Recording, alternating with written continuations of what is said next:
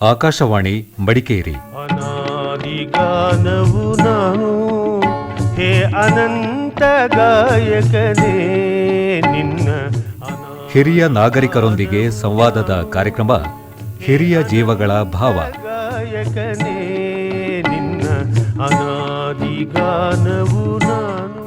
ಕೇಳಿ ಕಾರ್ಯಕ್ರಮ ಹಿರಿಯ ಜೀವಗಳ ಭಾವ.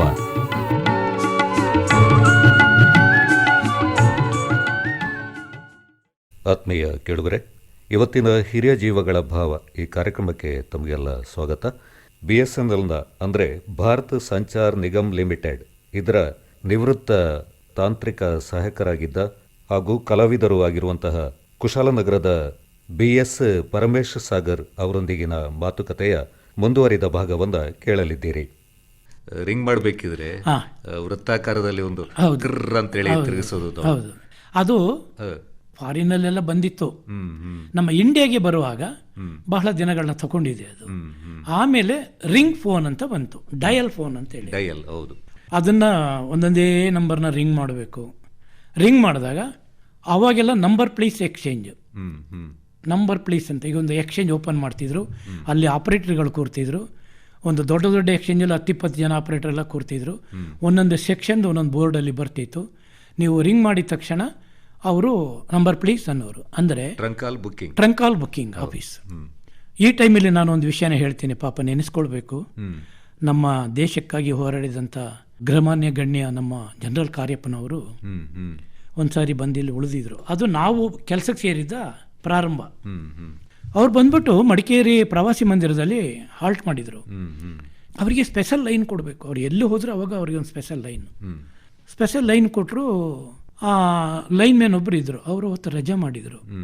ನಮ್ಮ JE ಏನು ಮಾಡಿದರು, ನಿಮಗೆ ಫೋನೆಲ್ಲ ರಿಪೇರಿ ಮಾಡೋಕ್ಕೆ ಬರ್ತಿದೆ ಸರ್, ಸ್ವಲ್ಪ ಬನ್ನಿ ನಾನು ಬರ್ತೀನಿ. ಜೀಪು ತಗೊಂಡು ನಾನು ಅವರು ಪ್ರವಾಸಿ ಮಂದಿರದ ಹತ್ರ ಹೋದ್ವಿ. ಅವರು ವೆರಂಡದಲ್ಲಿ ಆರಾಮ್ ಚೇರಲ್ಲಿ ಕೂತಿದ್ದಾರೆ, ಕಾಲ್ ಮೇಲೆ ಕಾಲು ಹಾಕ್ಕೊಂಡು. ನಾವು ಹೋದ್ವಿ. ಹೋದ ತಕ್ಷಣ ನಮಸ್ಕಾರ ಸರ್ ಅಂತೇಳಿ. ನಮಸ್ಕಾರ. ಯಾರು ಸರ್? Telephone repair. ಹೋಗಿ ಒಳಗಡೆ. ನಮ್ಮ JE ಹೊರಗಡೆ ಕೂತ್ಕೊಂಡ್ರು. ನಾನು JE ಸರ್ ಅಂತ ಪರಿಚಯ ಮಾಡಿಕೊಂಡ್ರು. ನನ್ನ ಒಳಗಡೆ ಹೋಗಿ ಅಂತ ಹೋದೆ. ನನ್ನ ಟೂಲ್ಸ್ ಬ್ಯಾಗಿಂದ ಒಂದು ಕಟಿಂಗ್ ಪ್ಲೇಯರು, ಒಂದು ಸ್ಕ್ರೂ ಡ್ರೈವರ್ ತಗೊಂಡೋಗಿ ಆ ಬಾಕ್ಸ್ ಹತ್ರ ನೋಡಿದ್ರೆ ಒಂದು ವೈರ್ ಬಿಚ್ಚೋಗಿರೋದು ನನಗೆ ಕಾಣ್ತಾ ಇದೆ. ಆ ವೈರ್ ಲಿಮ್ಮನ್ನು ಥ್ರೂ ಮಾಡಿ ನೋಡುವಾಗ ಡಯಲ್ ಟೋನ್ ಬರ್ತದೆ, ಟ್ರರ್ ಅಂತ. ಸರಿ ಆಯಿತು. ಆಮೇಲೆ 2 ಲೋಟ ಕಾಫಿ ಬಂತು. ನನಗೊಂದು ಲೋಟ, ಅವ್ರಿಗೊಂದು ಲೋಟ. ಸಿಟ್ ಡೌನ್ ಅಂದರು.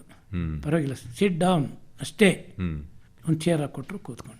ಅಲ್ಲಿ ವೇಸ್ಟೇಜ್ ವೈರೆಲ್ಲ ಕಟ್ ಮಾಡಿ ಅದಕ್ಕೆ ಥ್ರೂ ಮಾಡಿದ್ನಲ್ಲ, ಡಸ್ಟ್ ಎಲ್ಲ ತಂದು ಡಸ್ಟ್ಬಿನ್ಗೆ ಹಾಕಿದೆ. ಅದನ್ನು ನೋಡ್ತಾ ಇದ್ದಾರೆ. ಚೇರ್ ಹಾಕೊಂಡಿದ್ದೆ ಅಲ್ಲಿ ರಿಪೇರಿ ಮಾಡುವಾಗ, ಅದನ್ನು ತೆಗೆದೊಂದು ಬದಿಗಿಟ್ಟೆ, ಅದನ್ನು ನೋಡ್ತಾ ಇದ್ದಾರೆ. ಆಮೇಲೆ ಎಲ್ಲ ಕಾಫಿ ಕುಡಿದು ಸೂಕ್ಷ್ಮವಾಗಿ ತುಂಬ ಅಬ್ಸರ್ವೇಷನ್ ಸರ್ ಅವರು. ಆಯಿತು ಬರ್ತೀವಿ ಸರ್ ಅಂತೇಳಿ. Thank you. ನಮಗೆ ಅವ್ರನ್ನ ನೋಡಿದ್ದೇ ಒಂದು ಭಾಗ್ಯ. ನನಗೆ ಫಿಲಮ್ ಆ್ಯಕ್ಟರ್ ರಾಜ್ಕುಮಾರ್ ನೋಡ್ಬೇಕಂತ ಆಸೆ ಇತ್ತು. ಇವ್ರನ್ನ ನೋಡಿದಾಗ ನಾನು ಅವ್ರನ್ನೇ ನೋಡ್ಬಿಟ್ನೇನೋ ಅಷ್ಟು ಖುಷಿ ಆಯಿತು. ಇವತ್ತೇನಾದರೂ ಶಿಸ್ತುಬದ್ಧವಾಗಿ ಜೀವನ ಮಾಡ್ತಾ ಇದ್ದೀನಿ ಅಂದರೆ ಮೂಲ ಕಾರಣಕರ್ತರು ಬಹಳಷ್ಟು ಜನ ಇದ್ದಾರೆ ಸರ್. ಅವರನ್ನು ನೋಡಿ ಕಲ್ತದ್ದು. ಗೇಟ್ ಹಾಕುವಾಗಲೂ ಹಾಗೆ JE ಮುಂದೆ ಹೋಗ್ಬಿಟ್ರು. ನಾನು ಗೇಟ್ ಹಾಕುವಾಗ ಗೇಟ್ ಹಾಕಿ ಅದಕ್ಕೆ ಲಾಕ್ ಮಾಡಿ, ಲಾಕಂದ್ರೆ ಮೇಲೆ ಒಂದು ರಿಂಗ್ ಇರ್ತಿತ್ತು, ಕೂರಿಸಿ ಹೋದೆ. ಅದನ್ನು ಅಬ್ಸರ್ವ್ ಮಾಡ್ತಾ ಇದ್ದಾರೆ ಅವರು. ಫೋನ್ ಮಾಡಿ JE ಹೇಳಿದ್ದಾರೆ, ಓಕೆ ಥ್ಯಾಂಕ್ ಯು, ಚೆನ್ನಾಗಾಗಿದೆ, ಗುಡ್ ಬಾಯ್. ಹೀಗೆ ನಮ್ಮ ದೂರವಾಣಿ ಕೆಲಸಗಳಲ್ಲಿ ನಾವು ಮುಂದುವರ್ಕೊಂಡು ಬಂದೆ. 1979 ಒಂದು ಎಕ್ಸಾಮ್ ಆಯಿತು. ಅದರಲ್ಲಿ ನನ್ನ ಹಿಂದಿನ ಮಾರ್ಕು ಕೂಡ ಇತ್ತು. ನನ್ನನ್ನು ಲೈನ್ಮೇನ್ ಆಗಿ ಆಯ್ಕೆ ಮಾಡಿದರು. ಲೈನ್ಮೇನ್ ಆಗಿ ವಿರಾಸ್ಪೇಟೆಗೆ ಮೊದಲನೇ ಅಪಾಯಿಂಟ್ಮೆಂಟ್ ಆಗಿ ವಿರಾಸ್ಪೇಟೆಗೆ ಹೋದೆ. ಅಲ್ಲಿಂದ ನನ್ನ ಕಾಯಂ ಕೆಲಸ ಪ್ರಾರಂಭ ಆಯಿತು ಸರ್. ಅಲ್ಲಿಂದ ಕಾಯಂ ಆಗಿ ಕೆಲಸ ಶುರು ಮಾಡಿದ್ರಿ ಸರ್. ತಮ್ಮ ಕುಟುಂಬದ ಒಂದು ಪರಿಚಯ ಸರ್. ಸರ್, ನಾನು 1986ರಲ್ಲಿ ಮದುವೆ ಮಾಡಿಕೊಂಡೆ. ಒಂದು ಗಂಡು ಮತ್ತು ಒಂದು ಹೆಣ್ಣು ಮಗು ಆಯಿತು. ಆ ಹೆಣ್ಣು ಮಗು ಡೆಲಿವರಿ ಟೈಮಲ್ಲಿ ನಮ್ಮ ಮಿಸ್ಸಸ್ಸಿಗೆ 2 ಕಿಡ್ನಿ ಫೈಲ್ಯೂರ್ ಆಗಿ 1993ರಲ್ಲಿ ತೀರೋದ್ರು. 93ಯಲ್ಲಿ. ಈಗಿರೋರು 2ನೇವರು.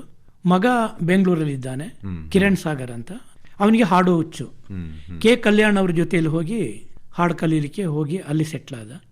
ಅಲ್ಲಿಂದ ಸ್ವಲ್ಪ ಎಲ್ಲ ಕಲ್ತಾದ್ಮೇಲೆ ಅಲ್ಲಿಂದ ಅಭಿಮ್ಯಾನ್ ರೈ ಅಂತಿದ್ದಾರೆ. ಆಮೇಲೆ ನಮ್ಮ ಇನ್ನೊಬ್ರು ಇದ್ದಾರಲ್ಲ, ಈಗಿನ ಸಂಗೀತದಲ್ಲಿ ಬರ್ತಾರಲ್ಲಪ್ಪ, ಅರ್ಜುನ್ ಜನ್ಯ, ಅವ್ರ ಹತ್ರನೂ ಮಾಡಿದ. ವಿ ಮನೋಹರ್ ಹತ್ರ ಕೆಲಸ ಮಾಡಿದ. ಅವನು ಒಂದು 6-7 ಫಿಲಮ್ಗೆ ಹಾಡಿದ. ಆ ಹಾಡುಗಾರಿಕೆಯಲ್ಲೇ ಹೊಟ್ಟೆ ತುಂಬಲ್ಲ ಅಂತ ಅವನಿಗೆ ಗೊತ್ತಾಯಿತು. ಯಾಕೆಂದರೆ 4-5 ಫಿಲಮೆಲ್ಲ ಆಯಿತು, ಕಡೆಗೆ ಅಲ್ಲೂ ಕೂಡ ಸ್ವಲ್ಪ ಅವಕಾಶಗಳು ಸಿಕ್ಕಲಿಲ್ಲ. ಅಲ್ಲಿಯೂ ಕೂಡ ದುಡ್ಡಿರ್ದವ್ರದ್ದು ಸ್ವಲ್ಪ ಕಾಂಪಿಟೇಷನ್ ಸ್ಟಾರ್ಟ್ ಆಯಿತು, ಸ್ಪರ್ಧೆ ಇತ್ತು. ಬೇಡ ಇದು ಅಂದ್ಬಿಟ್ಟು ಬೇರೆ ಅವನೇ ಒಂದು ಹೊಸ ಸ್ಟುಡಿಯೋ ಮಾಡಿಕೊಂಡು, ಈಗ ಅವನೇ ರೆಕಾರ್ಡಿಂಗ್ ಸ್ಟುಡಿಯೋ ಮಾಡಿಕೊಂಡು ಅವನೇ ಹಾಡ್ತಾ ಇದ್ದಾನೆ, ಅವನೇ ಇದು ಮಾಡ್ತಾ ಇದ್ದಾನೆ. ಇನ್ನು ತಮ್ಮ ಶಾಲಾ ದಿನಗಳು ಸರ್? ನನಗೆ 1957ರಲ್ಲಿ ಜನನ. ನನ್ನ 6 ವರ್ಷ ಬಿಟ್ಟು ತಗೊಂಡೋಗಿ ಶಾಲೆಗೆ ಸೇರಿಸಿದ್ರು. ಆಗಿನ ಕಾಲದ ಶಾಲೆ ಅಂದರೆ ನಿಮಗೆ ಗೊತ್ತಿರಬೇಕು, ನೆಲದಲ್ಲಿ ಕೂರಬೇಕು, ಬೆಂಚು ಕುರ್ಚಿಗಳಿಲ್ಲ, ಮಧ್ಯಾಹ್ನದ ಊಟಕ್ಕೆ ಉಪ್ಪಿಟ್ಟು ಮಾಡೋರು, ಅಲ್ಲೇ ತಿನ್ಕೊಳ್ಳೋದು, ಅಲ್ಲೇ ಓದೋದು, ಆಡೋದು, ಕುಣಿಯೋದು. ನನಗೆ ಹಾಡೋದೇ ಹುಚ್ಚು. ನಮ್ಮ ತಾಯಿ ಜನಪದ ಗೀತೆ ಹಾಡುಗಾತಿ. ಶಾಲಾ ದಿನಗಳಲ್ಲಿ ಕೂಡ ಹೌದೌದು. ಮನೆಯಲ್ಲಿ ರಾತ್ರಿ ಊಟಕ್ಕೆ ರಾಗಿಯನ್ನ ಕ್ಲೀನ್ ಮಾಡಿ ತಂದು ಅದನ್ನ ಬೀಸೋದು ಅಂದ್ರೆ ಕಲ್ಲಲ್ಲಿ ಹಾಕಿ ರುಬ್ಬೋದು. ರಾಗಿ ಕಲ್ಲು ಅಂತ ಹೇಳ್ತೀವಿ ನಾವು. ಆ ರುಬ್ಬುವಾಗ ಇವ್ರು ಹಾಡ್ತಿದ್ರು, ರಾಗಿ ಬೀಸುವ ಹಾಡು. ರಾಗಿ ಬೀಸುವ ಹಾಡನ್ನು ಹಾಡ್ಕೊಂಡು ಇವ್ರು ಬೀಸೋರು. ನಾನು ಅವ್ರನ್ನ ನೋಡ್ಕೊಂಡು ಅವ್ರ ತೊಡೆ ಮೇಲೆ ತಲೆ ಹಾಕೊಂಡು ಹಾಡು ಕೇಳ್ಕೊಂಡಿರೋದು. ಅವರು ಆ ರಾಗಿ ಬೀಸ್ಬಿಟ್ಟು ಅದು ಮುದ್ದೆ ಮಾಡಿ ನಮ್ಗೆ ಊಟ ಹಾಕೋ ರಾತ್ರಿ 10-11 ಗಂಟೆ ಆಗ್ತಿತ್ತು. ಅಣ್ಣ ತಮ್ಮದಿರೆಲ್ಲ ಮಲಗ್ಬಿಡೋರು, ನಾನು ಒಬ್ಬನೇ ಎಚ್ಚರಾಗಿ ಇವ್ರ ಬಾಯೇ ನೋಡ್ತಾ ಕೂತ್ಕೊಳ್ತಿದ್ದೆ. ಒಳ್ಳೊಳ್ಳೆ ಹಾಡುಗಳು. ಆಗ್ಲಿಂದಲೇ ತಾಯಿಯೇ ಮೊದಲ ಗುರು, ಮನೆಯೇ ಮೊದಲ ಪಾಠಶಾಲೆ ಅಂತ ಹೇಳೋ ಮಾತು. ತಾಯಿ ಹೇಳ್ತಿದ್ದ ಒಂದು ಹಾಡು ನನಗೆ ಈಗಲೂ ಕೂಡ. ಬೆಳಗಾಗಿ ನಾನೆದ್ದು ಯಾರ್ಯಾರ ನೆನೆಯಲಿ, ಎಳ್ಳು ಬೀರಿಗೆ ಬೀರೋಳ, ಎಳ್ಳು ಜೀರಿಗೆ ಬೆಳೆವಂತ ಭೂಮ್ತಾಯ, ಎದ್ದೊಂದು ಗಳಿಗೆ ನೆನೆದೇನಾ, ಎದ್ದೊಂದು ಗಳಿಗೆ ನೆನೆದೇನಾ. ಕಲ್ಲು ಕೊಟ್ಟವ್ವಾಗೆ ಎಲ್ಲ ಭಾಗ್ಯವು ಬರಲಿ, ಪಲ್ಲಕ್ಕಿ ಮೇಲೆ ಮಗ ಬರಲಿ, ಪಲ್ಲಕ್ಕಿ ಮೇಲೆ ಮಗ ಬರಲಿ, ನನ್ನವ್ವ ಮಲ್ಲಿಗೆ ಮುಡಿವ ಸೊಸೆ ಬರಲಿ, ಮಲ್ಲಿಗೆ ಮುಡಿವ ಸೊಸೆ ಬರಲಿ. ಕೂಸು ಇದ್ದ ಮನೆಗೆ ಬೀಸಣಿಗೆ ಯಾಕವ್ವ, ಕೂಸು ಇದ್ದ ಮನೆಗೆ ಬೀಸಣಿಗೆ ಯಾತಕ್ಕ, ಕೂಸು ಕಂದವ್ಯ ಒಳಗೋರಗ, ಕೂಸು ಕಂದವ್ವ ಒಳವರಗೆ ಆಡಿದರ, ಬೀಸಣಿಗೆ ಗಾಳಿ ಸುಳಿದಂಗ, ಬೀಸಣಿಗೆ ಗಾಳಿ ಸುಳಿದಂಗ. ಕಲ್ಲು ಕೊಟ್ಟವ್ವಾಗೆ ಎಲ್ಲ ಭಾಗ್ಯವು ಬರಲಿ, ಕಲ್ಲು ಕೊಟ್ಟವ್ವಾಗೆ ಎಲ್ಲ ಭಾಗ್ಯವು ಬರಲಿ, ಪಲ್ಲಕ್ಕಿ ಮೇಲೆ ಮಗ ಬರಲಿ, ಪಲ್ಲಕ್ಕಿ ಮೇಲೆ ಮಗ ಬರಲಿ, ನನ್ನವ್ವ ಮಲ್ಲಿಗೆ ಮುಡಿವ ಸೊಸೆ ಬರಲಿ. ಕಲ್ಲವ್ವ ಮಾತಾಯಿ ಮೆಲ್ಲುವೆ ರಾಗಿಯ, ಕಲ್ಲವ್ವ ಮಾತಾಯಿ ಮೆಲ್ಲುವೆ ರಾಗಿಯ, ಜಲ್ಲ ಜಲ್ಲನೆ ಉದುರವ್ವ, ಜಲ್ಲ ಜಲ್ಲನೆ ಉದುರವ್ವ, ನಾ ನಿನಗೆ ಬೆಲ್ಲದರತಿಯ ಎತ್ತೇನು, ಬೆಲ್ಲದರತಿಯ ಎತ್ತುವೇನು, ಬೆಲ್ಲದರತಿಯ ಎತ್ತುವೇನು, ಬೆಲ್ಲದರತಿಯ ಎತ್ತುವೇನು. ಸೂಪರ್ ಆಗಿ ಹಾಡಿದ್ರಿ ಸರ್. ಇದು ಜನಪದ ಗೀತೆ. ಜನಪದ ಗೀತೆ ಹಿಂದೆಲ್ಲ ತುಂಬಾ ಹಾಡ್ತಾ. ಹೌದು. ಆವಾಗ ಹಳ್ಳಿಗಳ ಮೇಲೆ ಹೋಗಿ ಈ ತರ ಜನಪದ ಗೀತೆ ಆಡೋರ ಮನೆಗಳಿಗೆ ಭೇಟಿ ನೀಡಿ ಅಲ್ಲಿ ಆಕಾಶವಾಣಿಯವರು ರೆಕಾರ್ಡಿಂಗ್ ಮಾಡ್ತಿದ್ರು. ಮನೆಗೆ ಭೇಟಿ ಕೊಡ್ತಿದ್ರು. ಅದಾದ ನಂತರ ಒಬ್ಬೊಬ್ಬರ ಮನೆಗೂ ಹೋಗಕ್ಕಾಗಲ್ಲ ಅಂತ ಆವಾಗ ಜನಪದ ಗೀತೆಗಳನ್ನ ಹಾಡೋರನ್ನ ಕರೆದು ಅಲ್ಲಿ ಶಾಲೆಯಲ್ಲಿ ಹಾಡಿಸಿ ರೆಕಾರ್ಡಿಂಗ್ ಮಾಡ್ಕೊಂಡು ಬಂದು ಅದಕ್ಕೆ ತಾಳಮೇಳಗಳನ್ನು ಇವರೇ ಸೇರಿಸಿ ಅಲ್ಲಿಂದ ಅದನ್ನು ಆಧುನೀಕರಣ ಮಾಡ್ಕೊಂಡು ಬಂದರು. ಸಾಧ್ಯವಾಗದಿದ್ರೆ ಪುನಃ ವಾದ್ಯಗೋಷ್ಠಿಯೊಂದಿಗೆ ಹೋಗಿ ಅವರಿದ್ದಲ್ಲಿಗೆ ಹೋಗಿ ರೆಕಾರ್ಡ್ನ ಮಾಡ್ತಾರೆ. ಇದು ಯಾವ ವರ್ಷಗಳಲ್ಲಿ ಸರ್?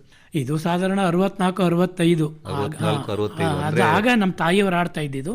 ಇದೆಲ್ಲ ಸ್ಟಾರ್ಟ್ ಆಗಿದ್ದು ಸುಮಾರು 70-75 ನಂತರ ಈ ಜನಪದ ಗೀತೆಗಳು ನಮ್ಮ BK ಸುಮಿತ್ರ, ಸುಧಾಕರ್ ರಾವ್ ಅಂತೇಳಿ ಅವರ ಗಂಡ, ಅವರೆಲ್ಲ ಅವಾಗ ರೆಕಾರ್ಡ್ ಮಾಡ್ತಾ ಇದ್ರು. ಇದನ್ನ BK ಸುಮಿತ್ರ ಅವರು ಹಾಡಿದ ಮೇಲೆ ಪಾಪ್ಯುಲರ್ ಆಗೋಯ್ತು, ತುಂಬಾ ಜನಪ್ರಿಯ ಆಯಿತು. 1964 65 ಅದೇ ಆ ಆಸುಪಾಸಲ್ಲಿ ತಾವು ಹೇಳಿದ್ರಲ್ಲ ಹೌದು. 1965ರಲ್ಲಿ ಸರ್ವಜ್ಞ ಮೂರ್ತಿ ಅಂತೇಳಿ ಒಂದು ಸಿನಿಮಾ ಬಂದಿತ್ತು. ಹೌದು ಹೌದು ಅದರಲ್ಲಿ ಈ ಹಾಡನ್ನ CS ಸರೋಜಿನಿ ಅಂತೇಳಿ ಒಬ್ಬರು ಗಾಯಕಿ ಇದ್ರು. ಹೌದು. ಅವರು ಆ ಸಿನಿಮಾದಲ್ಲಿ ಈ ಹಾಡನ್ನು ಹಾಡಿದ್ದಾರೆ. ಅವಾಗೆಲ್ಲ ಈಗೇನೆ ಅದು ಏನಾಗ್ತಿತ್ತು ಅಂದ್ರೆ, ಈಗ ನಮ್ಮ ತಾಯಿ ಯಾರು ಕೇಳಿದ್ದನ್ನ ಹಾಡಿದ್ರು ನಂಗೆ ಗೊತ್ತಿಲ್ಲ, ಅವ್ರು ಎಲ್ಲ ಕಡೆ ಕರ್ಕೊಂಡು ಹೋಗ್ತಿದ್ರು ಅವ್ರನ್ನ. ಗದ್ದೆ ನಾಟಿ ಮಾಡುವಾಗ, ಬೆಳೆ ಕೆಲಸ ಮಾಡುವಾಗ, ಮದುವೆ ಸಮಾರಂಭಗಳಿಗೆ ಕರ್ಕೊಂಡೋಗಿ ಹಾಡಿಸ್ತಿದ್ರು. ಆಮೇಲೆ ಅವರೇ ಕೆಲವು ಸೋಬಾನ ಹಾಡುಗಳನ್ನೆಲ್ಲ ಹಾಡ್ತಿದ್ರು. ಹೀಗೆ ಜಾನಪದ ಗೀತೆಗಳ ಹಾಡುಗಳ ಬೆಳವಣಿಗೆಗಳೇ ಅಷ್ಟು ಸರ್. ಅದು ಎಲ್ಲಿ ಹುಟ್ಟುತ್ತೆ ಅಂತ ಅದರ ಮೂಲನ ಇವತ್ತಿನವರೆಗೂ ಕಂಡುಹಿಡಿದವರು ಯಾರೂ ಇಲ್ಲ. ತಾಯಿಯವರ ಹಾಡನ್ನ ಕೇಳಿಬಿಟ್ಟು ಅದು ಒಂದು ಹಾಡೋದ್ರಲ್ಲಿ ಅಭಿರುಚಿ ಬಂತು.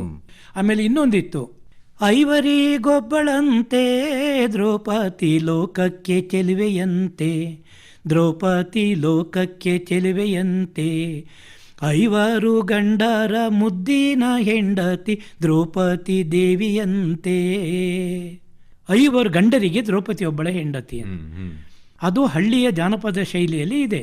ಆದರೆ ಇದು 5 ಒಬ್ಬಳೆ ಹೆಂಡತಿ ಅಲ್ಲ, ಅವಳು ಧರ್ಮರಾಯನಿಗೆ ಹೆಂಡತಿ. ಇವನು ಧರ್ಮರಾಯ ಹೇಳ್ತಾನೆ, ಅಮ್ಮ ದ್ರೌಪದಿನ ತಂದಿದ್ದೀನಿ, ಏನ್ ಮಾಡೋದು ಅಂದಾಗ, ಅಪ್ಪ ನೀವು ಅಣ್ಣ ತಮ್ಮದಿರ 5 ಜನನು ಚೆನ್ನಾಗಿ ನೋಡ್ಕೊಳ್ಳಿ. ದ್ರೌಪದಿ ಧರ್ಮರಾಯನಿಗೆ ಮಾತ್ರ ಹೆಂಡತಿ. ನೀವು ಬಬ್ರವಾಹನ ಫಿಲಮ್ ಅನ್ನ ನೋಡಿರ್ಬಹುದು. ಅದರಲ್ಲಿ ಅರ್ಜುನ ಧರ್ಮರಾಯನು ದ್ರೌಪದಿನು ಇರುವಂತ ಒಂದು ರೂಮಿಗೆ ಬರ್ತಾನೆ. ಅಣ್ಣ ಅತ್ತಿಗೆ ಮಾತಾಡ್ತಾ ಕೂತಿರ್ತಾರೆ. ಆಗ ಇವನು ನೋಡ್ಬಿಡ್ತಾನೆ ಅದನ್ನ, ಅಣ್ಣ ನಾನು ನೀನು ಅತ್ತಿಗೆಯೊಟ್ಟಿಗಿದ್ದಿದ್ದನ್ನ ನಾನು ನೋಡ್ಬಿಟ್ಟೆ, ಇದು ನನಗೆ ಪಾಪ ಪ್ರಜ್ಞೆ ಕಾಡ್ತಾ ಇದೆ, ನಾನು ತೀರ್ಥಯಾತ್ರೆಗೆ ಹೊರಟು ಹೋಗ್ತೀನಿ. ಆಗ ಧರ್ಮರಾಯ ಒಂದು ಮಾತು ಹೇಳ್ತಾನೆ, ನೋಡು ಅರ್ಜುನ, ದೊಡ್ಡವರು ಇದ್ದ ರೂಮಿಗೆ ಚಿಕ್ಕವರು ಬಂದರೆ ಅದು ಪಾಪ ಅಲ್ಲವೇ ಅಲ್ಲ. ಚಿಕ್ಕವರು ಏಕಾಂತದಲ್ಲಿ ಇರುವಾಗ ದೊಡ್ಡವರು ಹೋದ್ರದು ಮಹಾಪಾಪ. ನೀನು ನನಗಿಂತ ಚಿಕ್ಕವನು, ನಾವಲ್ಲಿರೋದು ನೀನು ಗೊತ್ತಿಲ್ಲದೆ ಬಂದಿರೋದು, ಅದೇನು ತಪ್ಪಲ್ಲ, ನೀನು ತೀರ್ಥಯಾತ್ರೆ ಹೋಗುವಂಥ ಯಾವ ಸನ್ನಿವೇಶನೂ ಬೇಡ ಅಂದಾಗ, ಇಲ್ಲ ಅಣ್ಣ ನನ್ನ ಮನಸ್ತೃಪ್ತಿಗಾದರೂ ನಾನು ತೀರ್ಥಯಾತ್ರೆಗೆ ಹೋಗಿ ಬರ್ತೇನೆ. ಅಲ್ಲಿ ಅರ್ಜುನನ ಕತೆ ಸ್ಟಾರ್ಟ್ ಆಗುತ್ತೆ. ಹಾಗೆ ಇದನ್ನು ಕೂಡ ಜನಪದ ಗೀತೆಯಲ್ಲಿ ಅಳವಡಿಸ್ಕೊಳ್ತಿದ್ರು, ನಾಟಕಗಳಲ್ಲಿ ಅಳವಡಿಸ್ಕೊಳ್ತಿದ್ರು. ಹಳ್ಳಿಗಳ ಕಡೆ ಸಿನಿಮಾ ಇರಲಿಲ್ಲ, ಎಲ್ಲ ಹಳ್ಳಿಗರು ಬಂದು ನಾಟಕಗಳನ್ನ ಮಾಡ್ತಿದ್ರು. ವರ್ಷಕ್ಕೊಂದ್ಸರಿ ಯುಗಾದಿ ಹಬ್ಬದಲ್ಲಿ, ಶಿವರಾತ್ರಿಯಲ್ಲಿ ಪೌರಾಣಿಕ ನಾಟಕಗಳನ್ನ ಮಾಡಿ ಮುಂದುವರಿಸ್ತಿದ್ರು. ನನಗೆ ಹಾಡಿನ ಹುಚ್ಚು ಎಲ್ಲಿಂದ ಪ್ರಾರಂಭ ಆಯಿತು ಅಂದರೆ, 3ನೇ ಕ್ಲಾಸ್ ಓದ್ತಾ ಇದ್ದೆ. ಗೌರ್ಮೆಂಟ್ ಸ್ಕೂಲ್, ಸರ್ಕಾರಿ ಶಾಲೆ, ಶಾಲೆಯಲ್ಲಿ ಸರ್ ಕುಶಾಲನಗರ ಸರ್ಕಾರಿ ಶಾಲೆ ಅಂತೇಳಿ. 8-9 ವಯಸ್ಸು ಇರ್ಬೋದು ಅಷ್ಟೇ. ಅದಕ್ಕೆ ಮುಂಚೆನೂ ಬಾಯಲ್ಲಿ ಬಡ ಬಡ ಬಡ ಬಡ ಹಾಡ್ತಾ ಇದ್ದೆ. ಮನೆಯಲ್ಲಿ ಯಾರನ್ನೂ ನೆಮ್ಮದಿಯಾಗಿ ಇರಕ್ಕೆ ಬಿಡ್ತಿರ್ಲಿಲ್ಲ, ಹಾಡ್ಕೊಂಡೇ ಇರ್ತಿದ್ದೆ. ಎಲ್ಲರೂ ನಮ್ಮಮ್ಮ ಎಲ್ಲ ಇವನು ಬಾಯಿ ಯಾವಾಗ ಮುಚ್ಚುತ್ತಾನಪ್ಪ ಅಂತ ಹೇಳೋರು. ಮುಚ್ಚೋದು ಟೈಮೇ ಇಲ್ಲ, 24 ಗಂಟೆ ಬಡ ಬಡ ಅಂದ. ಆವಾಗ ಒಂದು ವೀರ ಸಂಕಲ್ಪ ಅನ್ನೋ ಒಂದು ಸಿನಿಮಾ ಬಂತು. ರಾಜ್ಯಕ್ಕೆ ಸಂಬಂಧಪಟ್ಟಂಥ ಒಂದು ರಾಜ್ಯ ಇರ್ತಾನೆ, ಅವನನ್ನು ಯಾವ ರೀತಿಯಲ್ಲಿ ಮರಾಮೋತ್ಸವದಲ್ಲಿ ಕೊಲ್ತಾರೆ, ಆ ಥರ ಒಂದು ಕೃಷ್ಣದೇವರಾಯ ನಾಟಕದ ಒಂದು ಭಾಗ ಅಂತ ಹೇಳ್ಬೋದು ಅದನ್ನು. ಆ ಚಿತ್ರದಲ್ಲಿ ದ್ವಾರಕೇಶ್ ಮೊಟ್ಟ ಮೊದಲಾಗಿ ಅಭಿನಯಿಸಿದ ಚಿತ್ರ ಅದು. BM ವೆಂಕಟೇಶನ್ ಅವರು ಅದರಲ್ಲಿ ಹೀರೋ ಪಾತ್ರ. ಇವರು ಹುಣಸೂರು ಕೃಷ್ಣಮೂರ್ತಿ ಅವರು ತೆಗೆದಂಥ ಚಿತ್ರ ವೀರ ಸಂಕಲ್ಪ, ಅವರ ನಿರ್ದೇಶನದಲ್ಲಿ ಬಂದಂಥ ಚಿತ್ರ. ಅದರಲ್ಲಿ ನನಗಿಷ್ಟವಾಗಿದ್ದು ಅಂದರೆ ಒಂದು ಹಾಡು, ಹಾಡು ಬಾ ಕೋಗಿಲೆ ನಲಿದಾಡು ಬಾರೆ ನವಿಲೆ, ಸಿರಿಗನ್ನಡಾಂಬೆಯ ಜಯಧ್ವನಿ ಮುಳುಗಲೆ, ಹಾಡು ಬಾ ಕೋಗಿಲೆ, ಕನ್ನಡ ನಾಡು ನಮದೆಂದು ಕನ್ನಡಿಗರಿಗಿದೆ ಗುಡಿ ಎಂದು ಅನ್ನುವ ಹಾಡಿನ ಶಬ್ದ ಅಲ್ಲಿ ಏನು ಬರೆದಿದ್ರು ಅದು ನನ್ನ ತಲೆ ಒಳಗೆ ಹಾಗೆಯೇ ಪ್ರತಿಬಿಂಬಿಸ್ತಾನೇ ಇತ್ತು. ಈ ಹಾಡನ್ನು ನೀವು ರೇಡಿಯೋ ಮೂಲಕ ಕೇಳ್ತಾ ಇದ್ರಿ? ರೇಡಿಯೋ ಮೂಲಕ ಅಂದರೆ ರೇಡಿಯೋ ಮೂಲಕನೇ ಕೇಳ್ತಿದ್ದೆ. ಹೌದು ಹೌದು. ಪ್ರತಿದಿನ ಬೆಳಗಿನ ಜಾವ 7:30ಕ್ಕೆ ವಾರ್ತೆ, 7:45ಕ್ಕೆ ಚಿತ್ರಗೀತೆ. ನಾವಿದ್ದಂಥ ಏರಿಯಾದಲ್ಲಿ ನಮ್ಮ ಮನೆ ಎದುರುಗಡೆ ಮನೆ, ರೋಡು ಮಧ್ಯ, ಆ ಕಡೆ ಮನೆ, ಅವ್ರದ್ದು ಹಂಚು ಮನೆ, ನಮ್ಮದು ಹುಲ್ಲು ಮನೆ. ಕರೆಕ್ಟಾಗಿ 7:45ಕ್ಕೆ ಚಿತ್ರಗೀತೆ ಅಂದಾಗ ನಾನು ಓಡೋಗ್ಬಿಟ್ಟು ಅವ್ರ ಮನೆದು ಒಂದು ಗಲ್ಲಿ ಇತ್ತು, ಆ ಕಡೆ ಮನೆ ಈ ಕಡೆ ಮನೆ ಮಧ್ಯದಲ್ಲಿ ಒಂದು ಓಣಿ, ಅಲ್ಲಿ ಹೋಗಿ ನಿಂತ್ಕೊಂಡು ಬಿಡ್ತಿದ್ದೆ. ಯಾಕೆಂದ್ರೆ ಗೋಡೆ ಪಕ್ಕದಲ್ಲಿ ಅವ್ರದ್ದು ರೇಡಿಯೋ ಇಡ್ತಿದ್ರು, ಅದು ಟ್ಯೂನ್ ಮಾಡಿ ಸೆಟ್ ಮಾಡಿ ಬಿಟ್ಬಿಡೋದು, ಕರೆಂಟ್ ಇದ್ರೆ ಮಾತ್ರ ಅದು ಓಡೋದು. ಅದು ಗೋಡೆ ಪಕ್ಕದಲ್ಲಿ ಇತ್ತಲ್ಲ, ನಾನು ಗೋಡೆಗೆ ಕಿವಿ ಕೊಟ್ಕೊಂಡು ನಿಲ್ಲೋದು. ಒಳ್ಳೊಳ್ಳೆ ಕನ್ನಡ ಹಾಡುಗಳು, ಹಳೆಯ ಕಾಲದ ಹಾಡುಗಳು, ಶರಣಂಬೆನ ಶಶಿಭೂಷಣ. ವಾರದ ಕೊನೆಯಲ್ಲಿ ಹಾಡು ಬಂದ್ಬಿಡ್ತು. ಹಾಡು ಬಂದಾಗ ಓಡೋಗಿ ನಾನು ಓಣಿನಲ್ಲಿ ನಿಂತ್ಕೊಂಡು ಕೇಳ್ತಾ ಹಾಡು ಬಂದಾಗ ಓಡೋದು. ಅಮ್ಮ ಏನು ಕೆಲಸ ಹೇಳಿದ್ರು ಮಾಡೋಂಗಿಲ್ಲ, ಸ್ಕೂಲಿದ್ದರೂ ಓಡೋಂಗಿಲ್ಲ, ಓಡೋಗಿ ನಿಂತ್ಕೊಂಡು ಹಾಡು ಮುಗಿಯೋ ಗಂಟೆ ಕೇಳ್ತಾ ಇದ್ದೇನೆ. ಆ ರೇಡಿಯೋ ಇಟ್ಟಂಥ ಮಾಲೀಕರು ಏನು ಮಾಡಿದರು, ಈ ಹುಡುಗ ಯಾಕೆ ದಿನ ಕಳ್ಳನಿಗೆ ಬಂದು ಓಣಿಲ್ಲ ಹೊತ್ಕೊಳ್ತಾನೆ, ಇವನೇನೋ ಎತ್ಕೊಂಡು ಹೋಗ್ಲಿಕ್ಕೆ ನೋಡ್ತಾ ಇದ್ದಾನೆ ಅಂಥೇಳಿ ಒಂದೆರಡು ಬಡಿದ್ರು. ಬಡಿಸ್ಕೊಂಡೆ. ಇದು ಹಾಡು ಕೇಳೋದಕ್ಕೆ ಬರೋದು ಅಂತ ಅವ್ರಿಗೆ ಗೊತ್ತಿಲ್ಲ. ನಾನು ಹೇಳಿದ್ರು ಅವ್ರು ನಂಬೋ ಸ್ಥಿತಿಯಲ್ಲಿ ಇಲ್ಲ. ಇವನು ದಿನ ಯಾಕೆ ಬರ್ತಾನೆ ಓಣಿಗೆ, ಅದು ಅವ್ರ ಪ್ರಶ್ನೆ. ಹೊಡೆಸ್ಕೊಂಡೆ ಹತ್ಕೊಂಡು ಮನೆಗೆ ಬಂದೆ. ಅಮ್ಮ ಏನೋ ಅಂದರು. ಅಲ್ಲ, ನಾನು ಅಲ್ಲಿ ಹೋಗಿ ನಿಂತ್ಕೊಂಡಿದ್ದೆ, ಹಾಡು ಬರ್ತಾ ಇತ್ತು, ಕೇಳಿದೆ. ರೇಡಿಯೋ ಕೇಳಲಿಕ್ಕೆ ಹೋದೆ, ಹೊಡೆದ್ರು ನನಗೆ. ಅಮ್ಮನ ಕಣ್ಣಲ್ಲಿ ನೀರು ಬಂತು.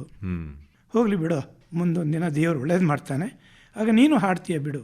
ಆ ಭಗವಂತ ನೀನಲ್ಲಿ ಕೇಳಿದ ಹಾಡನ್ನು ನೀನೇ ಹಾಡುವಷ್ಟು ಶಕ್ತಿ ನೀನು ಕೊಡಲಿ ಅಂಥೇಳಿ ಕಣ್ಣೀರು ಒರೆಸ್ಕೊಂಡ್ರು. ಅವರು ಕಣ್ಣೀರು ಒರೆಸ್ಕೊಂಡ್ರು, ನನ್ನ ಕಣ್ಣನ್ನು ನೀರು ಒರೆಸಿ ಒಳಗಡೆ ಹೋದರು. ನನಗೆ ಅವತ್ತಿಂದ ನಾನು ಹಾಡುಗಳನ್ನ ಹಾಡಲೇಬೇಕು. ಬಹಳ ದಿನಗಳ ನಂತರ ನಮ್ಮ ಸ್ಕೂಲಲ್ಲಿ ಆಗಸ್ಟ್ 15ನೇ ತಾರೀಕು ಕಾರ್ಯಕ್ರಮ ಮಾಡಲಿಕ್ಕೆ ಇಡೀ ಶಾಲಾ ಟೀಚರ್ಸ್ಗಳು, ಮಾಸ್ಟರ್ಗಳು ಎಲ್ಲ ಸೇರಿ ವ್ಯವಸ್ಥೆ ಮಾಡ್ತಿದ್ರು. ಅವತ್ತು ಈಗಿನಾಗೆ ಸಿನಿಮಾ ಮಂದಿರಗಳಿರಲಿಲ್ಲ, ಮನೆಗಳಲ್ಲಿ ಟಿ ವಿಗಳಿರಲಿಲ್ಲ, ರೇಡಿಯೋಗಳಂದರೆ ಅಪರೂಪ, ಅವರಿಟ್ಟವರೇ ಶ್ರೀಮಂತರು. ಈ ಥರ ಇರುವಾಗ ಶಾಲಾ ಮಕ್ಕಳು, ಹೌದು, ಲೈಸೆನ್ಸ್, ಒಂದು ಸೈಕಲ್ ಇಟ್ಕೊಂಡ್ರು ಲೈಸೆನ್ಸ್ ಬೇಕಿತ್ತು ಅದಕ್ಕೊಂದು. ಹೌದೌದು, ಆ ರೇಡಿಯೋ ಇಟ್ಕೊಂಡವರೇ ಶ್ರೀಮಂತರು. ಆಗಸ್ಟ್ 15ಕ್ಕೆ ಇಲ್ಲಿ ಸ್ಕೂಲಲ್ಲಿ ತಯಾರಿ ನಡೀತಾ ಇದೆ. ನಮ್ಮ ಶಾಲಾ ಮಾಸ್ಟರ್ ಅಂತ ಇರ್ತಾರೆ, ಕ್ಲಾಸ್ ಮಾಸ್ಟರ್ ಅಂತ ಇರ್ತಾರಲ್ಲ, ಅವರು ಬಂದಿಲ್ಲ. ಪ್ರೇಯರ್ ಆಯಿತು, ಶಾಲೆಗೆ ಹೋಗಿ ಮಕ್ಕಳೇ ಅಂತ ಹೇಳಿದ್ರು. ಎಲ್ಲರೂ ಹೋಗಿ ಕೂತರು. ಪಕ್ಕದ ಕ್ಲಾಸಲ್ಲಿ ಪಾಠ ನಡೀತಾ ಇದೆ. ನಮ್ಮ ಕ್ಲಾಸಲ್ಲಿ ಮಾಸ್ಟರ್ ಬಂದಿಲ್ಲ, ಬೊಬ್ಬೆ ನಡೀತಾ ಇದೆ.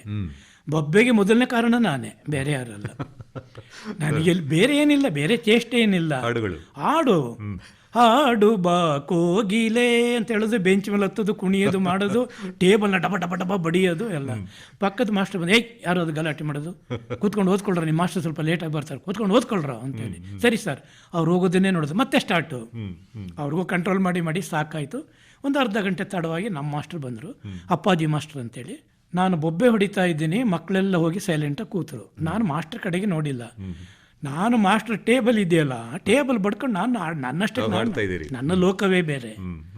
ಬಂದು ಹಿಂದ್ಗಡೆಯಿಂದ ಬೆತ್ತ ತಗೊಂಡು ಒಂದು ಬಿಟ್ಟರು. ತಿರುಗಿ ನೋಡ್ತೀನಿ ಮಾಸ್ಟ್ರು ರೋಡಾಗಿ ಕೂತ್ಕೊಂಡೆ. ಅಟೆಂಡೆನ್ಸ್ ಎಲ್ಲ ಕರೆದ್ರು, ಕಮಿಂಗ್ ಬರ ಇಲ್ಲಿ. ಭಯದಿಂದ ಹೋಗಿ ನಿಂತ್ಕೊಂಡೆ.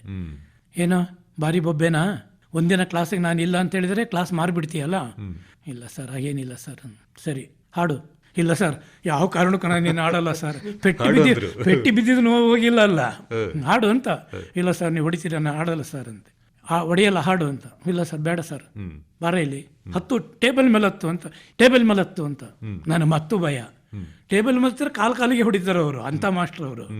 ಇಲ್ಲ ಸರ್, ನಾನು ನೀನು ಆಡಲ್ಲ, ನಂಗೆ ಗಲಾಟೆ ಮಾಡಲ್ಲ ಸರ್, ನಾನು ಬಿಟ್ಬಿಡಿ ಸರ್ ಅಂತ. ಇಲ್ಲ, ಹಾಡಬೇಕು ಅಂತ. ಒಂದು ಸ್ಟೂಲ್ ಹಾಕೋ ಇಲ್ಲಿ, ಸ್ಟೂಲಿನ ಮೇಲೆ ಹತ್ತಿಸ್ಬಿಟ್ಟು ಟೇಬಲ್ ಮೇಲೆ ನನ್ನನ್ನು ಹತ್ತಿಸಿದ್ರು. ಮಕ್ಕಳೆಲ್ಲ ಜೋರ್ನಾಗ್ತಾರೆ, ಇವತ್ತು ಅವನು ಬೆಂಡಿ ಎತ್ತುತ್ತಾರೆ ಅವರಿಗೆ ಅಂತ. ಕೈ ಕಟ್ಟಿದೆ, ಹಾಡೀಗ ಹಾಡಲೇಬೇಕು, ಇಲ್ಲಾದ್ರೂ ಹೊಡಿತಾರೆ. ನೀನು ಹಾಡಲಿಲ್ಲಾದ್ರೂ ಹೊಡಿತೀನಿ ಈಗ ನಾನು ಅಂತ. ತೊದಲ್ ನೋಡಿಲ್ಲ, ಹಾಡು ಬಾ ಕೋಗಿಲೆ, ಕರೆಕ್ಟಾಗಿ ಹಾಡು, ಹಾಗಾಡ್ತಿದ್ದಲ್ಲ ಹಂಗಾಡು. ಸರಿ ಸರ್.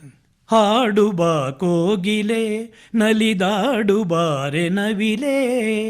ಅದವ್ರಿಗೆ ಇಷ್ಟ ಆಗೋಯ್ತು, ಸಹಜವಾಗಿ ಹಾಡಿಬಿಟ್ರಿ. ಆ ಹಾಲಾಪನೆಗಳನ್ನು ತೆಗೆದ್ನಲ್ಲ, ಭಾಳ ಇಷ್ಟ ಆಯ್ತು ಅವ್ರಿಗೆ. ಸಾಕು ನಿಲ್ಲಿಸು, ಆಗಸ್ಟ್ 15ನೇ ತಾರೀಕು ನಮ್ಮ ಕ್ಲಾಸಿಂದ ನಿನ್ನ ಹೆಸರು ಕೊಡ್ತಾ ಇದ್ದೀನಿ, ನೀನು ಇದನ್ನು ಆಡಬೇಕು ಪ್ರೋಗ್ರಾಮಲ್ಲಿ. ಆಡಲೇಬೇಕು ಅಂತ. ಸರ್, ಇಲ್ಲ ಸರ್, ಆಡಲೇಬೇಕು, ಪೂರ್ತಿ ಕಲ್ತ್ಕೊಂಡು ಬಾ, ನಿಮ್ಮ ಅಪ್ಪ ಅಮ್ಮನಿಗೆ ಹೇಳ್ಬಿಟ್ಟು ಪೂರ್ತಿ ಕಲ್ತ್ಕೊಂಡು ಅವಾಗ ಕೂತ್ಕೊ. ಹಾಡು ಬಾಕೋಗಿಲ್ಲ ಅಂದ್ಬಿಟ್ರು. ಸರ್, ಆಗಸ್ಟ್ 15 ಸ್ಟಾರ್ಟ್ ಆಯಿತು.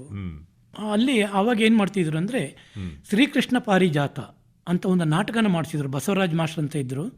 ಈ ಥರ ಬ್ರೇಕ್ ಡ್ಯಾನ್ಸ್ಗಳು ಯಾವುದು ಇರಲಿಲ್ಲ. ಭರತನಾಟ್ಯ, ಹಳ್ಳಿ ಕುಣಿತ, ಕೋಲು ಹೊಡ್ಕೊಂಡು ಆಡೋದು.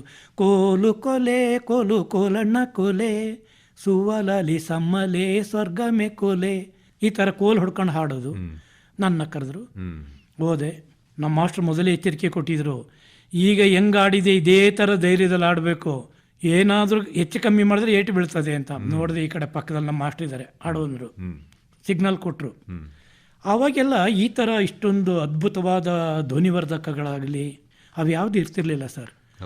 ಒಂದೇ ಒಂದು ಮೈಕು, ಒಂದಿಷ್ಟು ದಪ್ಪ ಕಪ್ಪಾಗಿ ಇಷ್ಟು ಉದ್ದ ಇರೋದು, ಹಿಂಗೆ ಕೊಕ್ಕೆ ಹಿಂಗೆ ಬಾಕೊಂಡಿರೋದು, ಸಣ್ಣ ಮೈಕು, ಸಣ್ಣ ಮೈಕು.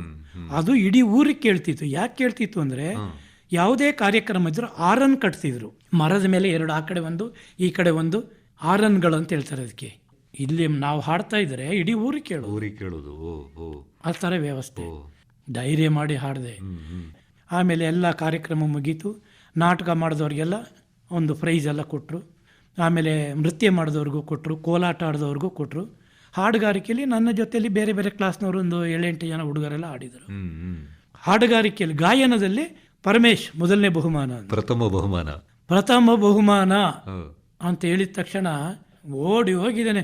ಬುಸು ಬುಸು ಉಸಿರು ಹೊಡಿತಾ ಇದ್ದೀನಿ. ಒಂದು ಸಣ್ಣ ಒಂದು ಪೆನ್ಸಿಲ್ ಬಾಕ್ಸಿಗೆ ಒಂದು ಪೆನ್ಸಿಲ್ ಹಾಕಿದ್ದಾರೆ. ಒಂದಿಷ್ಟೇ ಇಷ್ಟು ಉದ್ದದ ಮರದ ಸ್ಕೇಲ್ ಬರ್ತಿತ್ತು ಅವಾಗ. ಅದನ್ನ ಕ್ಲೀನ್ ಆಗಿ ಬಣ್ಣದ ಪೇಪರ್ನಲ್ಲಿ ಪ್ಯಾಕ್ ಮಾಡಿ ಅದ್ರ ಮೇಲೆ ಮೊದಲನೇ ಬಹುಮಾನ ಅಂತೇಳಿ ಬರೆದು ಅದನ್ನ ಕೊಟ್ರು. ಏನು ಖುಷಿ ಸರ್.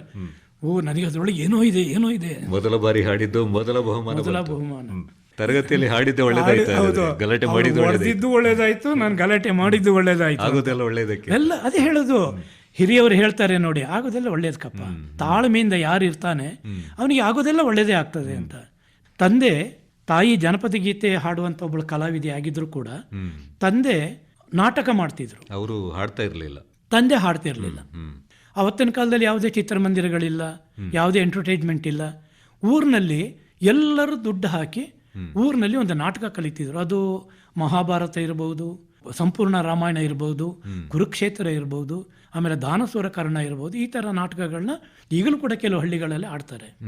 ಅದೇ ಥರ ಇದು ಮಾಡ್ತಿದ್ರು. ಆಗ ಅಪ್ಪನಿಗೆ ಗಾಢವಾದ ಪಾತ್ರವನ್ನೇ ಕೊಡ್ತಿದ್ರಂತೆ.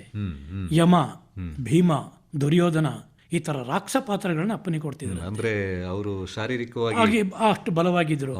ನಾನು ಹಾಡ್ತಾ ಇದ್ದೆ. ಇದೆಲ್ಲ ಆಯಿತು. ಕಡೆಗೆ ಕೆಲಸಕ್ಕೆ ಸೇರಿದೆ. ಆಮೇಲೆ ತಮ್ಮ ಈ ಹಾಡುಗಾರಿಕೆ ಹೇಗೆ ಮುಂದುವರಿ? ಈ ಡಿಪಾರ್ಟ್ಮೆಂಟಿಗೆ ಸೇರ್ಕೊಂಡ್ಮೇಲೆ ಡಿಪಾರ್ಟ್ಮೆಂಟ್ ಸೇರಿಬಿಟ್ಟೆ. ನಮ್ಮದು ಡಿಪಾರ್ಟ್ಮೆಂಟಲ್ಲಿ ಹೇಗಿತ್ತು ಅಂದರೆ BSNL, ಆವಾಗ DOT, ಡಿಪಾರ್ಟ್ಮೆಂಟ್ ಆಫ್ ಟೆಲಿಕಮ್ಯುನಿಕೇಷನ್. ನಾನು ಆಗಲೇ ಹೇಳ್ದಂಗೆ ಹಳ್ಳಿಗಳಿಗೆ ಹೋಗಿ ಟೆಲಿಫೋನ್ ಕನೆಕ್ಷನ್ ಕೊಡಬೇಕು. ನಮ್ಮದು ಕುಶಾಲನಗರದಿಂದ ಮಡಿಕೇರಿ ತನಕ ಸುದರ್ಶನ್ ಸರ್ಕಲ್ವರೆಗೂ ಈ ಕಂಬಗಳು ಸರಿ ಮಾಡೋ ಕೆಲಸ ಎಲ್ಲ ಮುಗೀತು. ನಮಗೆ ದಿಢೀರಂತ ನಮ್ಮ ಕ್ಯಾಂಪನ್ನು ಶಿಫ್ಟ್ ಮಾಡಿದರು. ಎಲ್ಲಿಗೆ ಶಿಫ್ಟ್ ಮಾಡಿದ್ರು ಅಂದರೆ ನಾಗರಹೊಳೆಗೆ. ನಾಗರಹೊಳೆಯಲ್ಲಿ ಕೃಷ್ಣಜಿರಾವ್, ಸೋಮನ್ ಎಸ್ಐ, ರಾಮದಾಸ್ ಎಸ್ಐ ಅಂತೇಳಿ ಒಂದು 5-6 ಜನಗಳ ಗುಂಪು. ಬೇಗ ಕೆಲಸ ಆಗಬೇಕು. ಹುಣಸೂರಿಂದ ಕುಟ್ಟಕ್ಕೆ ಮತ್ತು ಕುಟ್ಟದಿಂದ ನಾಗರಹೊಳೆಗೆ. ಹಾಗೆ ನಮ್ಮ ಸೀನಿಯರ್ಸ್ ಎಲ್ಲ ತುಂಬ ಜನ ಇದ್ದರು. ನಮ್ಮನ್ನು ಅಲ್ಲಿಗೆ ಹಾಕಿಬಿಟ್ರು. ಹೋದ್ವಿ. ಅಲ್ಲಿದೊಂದು ಅನುಭವ.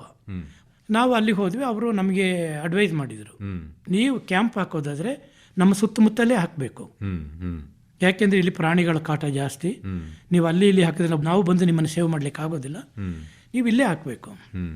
ಅವ್ರ ಹಿಂಬದಿಯಲ್ಲೇ ಸೂಪರ್ವೈಸರಿಗೆ ಒಂದು ಸಪ್ರೇಟ್ ಟೆಂಟು, ನಮಗೆಲ್ಲ ಒಂದು ಟೆಂಟು, ಇನ್ನೊಂದು ಸಣ್ಣದು ಅಡುಗೆ ಮಾಡ್ಕೊಳ್ಳಿಕ್ಕೆ ಒಂದು ಟೆಂಟ್ ಅಂದರೆ ಮಿಲಿಟರಿಯವ್ರು ಹಾಕೊಳ್ತಾರಲ್ಲ ಆ ಥರ. ನಮ್ಮ ಸೂಪರ್ವೈಸರ್ ಬರ್ತಾ ಇದ್ರೆ ನಮಗೆ ಅಷ್ಟೇ ಭಯ ಆಗೋದು. ಮಿಲಿಟರಿ ಅವರಂಗೆ ಅವರು ಬ್ಯಾಡ್ಜ್, ಬಟನ್, ಯೂನಿಫಾರ್ಮ್ಸ್, ಶೂ ಎಲ್ಲ ಹಾಕೊಂಡು ಬರೋರು. ಅದರಲ್ಲಿ 2 ಅಡ್ವಾಂಟೇಜ್. ಒಂದು, ಗೌರ್ಮೆಂಟ್ ರೂಲ್ಸ್ನ ಪಾಲಿಸೋದು. ಎರಡನೇದು, ಪಬ್ಲಿಕ್ಗೆ ಇವರೊಂದು ಗೌರ್ಮೆಂಟ್ ಸರ್ವೆಂಟ್ ಅನ್ನೋದು ಅರ್ಥವಾಗಬೇಕು. ಆಯಿತು, ನಾವು ನಾಗರಹೊಳೆಗೆ ಕ್ಯಾಂಪ್ ಹೋದ್ವಿ, ಕ್ಯಾಂಪ್ ಹಾಕಿದ್ವಿ. ಆಗಿನ ಕಾಲದಲ್ಲಿ ಒಂದು ಕಾಡ್ಗಿಚ್ಚು ಅಂತ ಒಂದು ಫಿಲಮ್ ಶೂಟಿಂಗಿಗೆ ಬಂದರು. ಅವರು ಅಲ್ಲಿಂದ ಮೈಸೂರು ಫಾರೆಸ್ಟ್ ಆಫೀಸಿಂದ ಪರ್ಮಿಷನ್ ಎಲ್ಲ ತಗೊಂಡು ಇಲ್ಲಿ ಬಂದರು. ಅವಾಗ ಮೈಸೂರು ಅಂಡರ್ ಪರ್ಮಿಷನ್ ತಗೊಂಡು ಬಂದು ಶೂಟಿಂಗು. ಎಷ್ಟು ದಿನ ಅವ್ರದ್ದು? 15 ದಿನ ಶೂಟಿಂಗು. ಕಾಡ್ಗಿಚ್ಚು ಅಂತ. ರಾಮ್ ಗೋಪಾಲ್ ಅಂತ ಒಬ್ಬರು ಇದ್ರು. ಆಮೇಲೆ ತುಂಬಾ ಹಳಬರೆಲ್ಲ ಇದ್ರು. ಅದ್ರ ಜೊತೆಲಿ ದ್ವಾರಕೇಶ್ ಇದ್ರು. ಕಾಡ್ಗಿಚ್ಚು ಅಂದ್ರೆ ಏನು ಅಂತೇಳಿ ಒಂದು ಫಿಲಮ್. ನಾವು ಅವ್ರನ್ನ ನೋಡ್ತಾ ಇದ್ದೀವಿ, ಒಂದೊಂದು ಖುಷಿ. ನಮಗೇನು ಆನೆ ಸಿಕ್ಕಿದ್ರು ನಮಗೆ ಕೇರ್ ಇಲ್ಲ. ಆನೆ ನೋಡ್ದು ಅಂತ ನಾವು ಖುಷಿ. ಹುಲಿ ನೋಡಿದ್ರು ಬೇಜಾರಿಲ್ಲ. ಆದರೆ ಹತ್ತಿರಕ್ಕೆ ಹೋಗ್ತಿತ್ತಿಲ್ಲ, ದೂರದಿಂದ ನೋಡಿ ಖುಷಿ ಪಡೋದು. ಆದರೆ ಸರ್, ನಾನು ನಿಜವಾಗಿ ಹೇಳ್ತಾ ಇದ್ದೀನಿ, ಆ ಒಂದು ಜೀವನ ಉಂಟಲ್ಲ, ನನ್ನ ಜೀವನದಲ್ಲಿ ಮತ್ತೆ ಬರಲ್ಲ.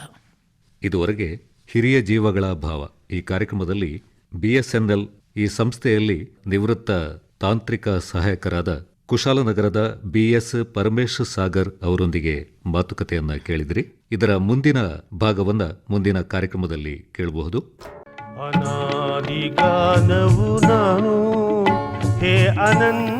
ಇದುವರೆಗೆ ಕಾರ್ಯಕ್ರಮ ಹಿರಿಯ ಜೀವಗಳ ಭಾವ ಕೇಳಿದಿರಿ. ಗಾನವು ನಾನು ಹೇ ಅನಂತ ಗಾಯಕನೇ.